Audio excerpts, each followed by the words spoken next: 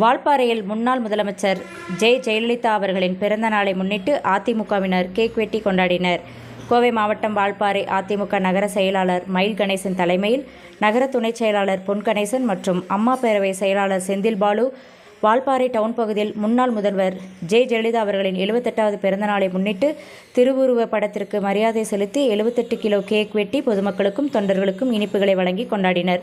மேலும் வால்பாறையில் உள்ள உண்டு உறைவிட பள்ளியில் பயின்று வரும் 200க்கும் மேற்பட்ட குழந்தைகளுக்கு மதிய உணவு மற்றும் பொதுமக்களுக்கு அன்னதானம் வழங்கியும் ஜெயலலிதா பிறந்தநாளை கொண்டாடினர். இதில் கழக நிர்வாகிகள் ஆர் பெருமாள், ஐடி விங் செயலாளர் சண்முகம், இளைஞரணி செயலாளர் சசிகுமார், வார்டு செயலாளர் MRS மோகன், SKS பாலு, 12வது வார்டு செயலாளர் சவுந்தர், கொங்கு மாரிமுத்து, லோகேஷ் மற்றும் கட்சி நிர்வாகிகள் பலர் மற்றும் பொதுமக்கள் கலந்து கொண்டனர்.